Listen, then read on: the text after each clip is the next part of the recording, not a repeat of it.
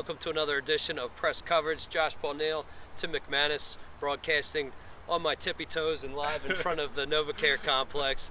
What a big week it's been with LeSean McCoy versus Chip Kelly, the back and forth going on there, DeMarco Murray, lots of drama that's happening, but also kind of getting hidden in all that was a huge win over New England that needs to get talked about a little bit more as we kind of look forward to the last quarter of the season here, Josh. And I want to know from you, how real was that, what we saw on Sunday in Foxborough as we project this team forward?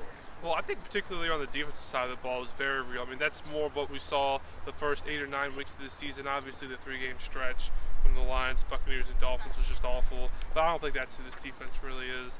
Now, on the offensive side of the ball, they didn't have to do a lot, and I think that's a recipe for success for the Eagles, is the defense carrying them, the offense not having to do a lot. But the special teams, obviously you're not going to get that kind of production from them every week, but you're also not going to be playing the New England Patriots in Foxborough every week. So it definitely gave me kind of a jolt in their chances of winning the division.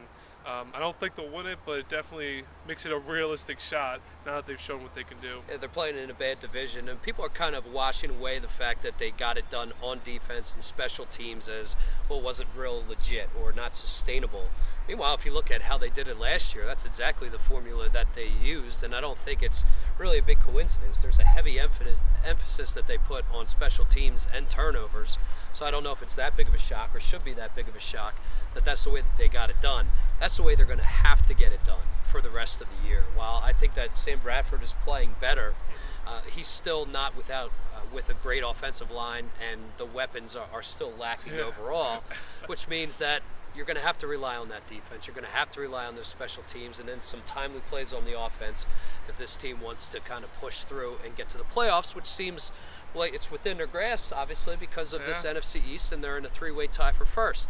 Now, they have a big one coming up against LeSean McCoy and the Bills. How do you see this one playing out? Well, I'm picking the Bills in this one simply because you haven't seen a whole lot of consistency from the Eagles this season. I mean, you had that 4-game stretch, especially where running the ball, they were good, but I have to see it more than 1 week. The offensive line is still a huge question mark. I'm not sure Billy Davis can call that good of a game every week. It's been interesting, I think his 2 best games, play calling wise, has been against Tom Brady and Eli Manning.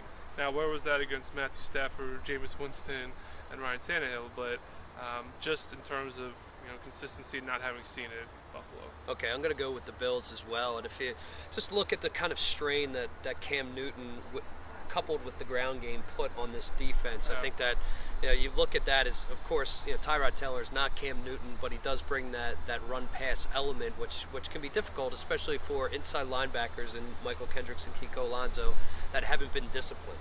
All right, so if they don't know exactly where to go, I think that can cause some problems. So that's one matchup that I'm concerned with, and the other one would be Sammy Watkins up against the rookie Eric Rowe. While Rowe, I thought, did really well last week against the Patriots. That's a credit to him. It's a much tougher matchup from a wide receiver standpoint that he's going to have to deal with. So I think it's going to be an entertaining game. Obviously, a very entertaining scene with Shady coming back, but and it could go either way. But I'm gonna pick the Bills in this one because, like you said, we haven't really seen the consistency out of this team. But that's why we watch the games, right? So on behalf of Josh, I'm Tim. We'll catch you next time right here on Birds 24/7.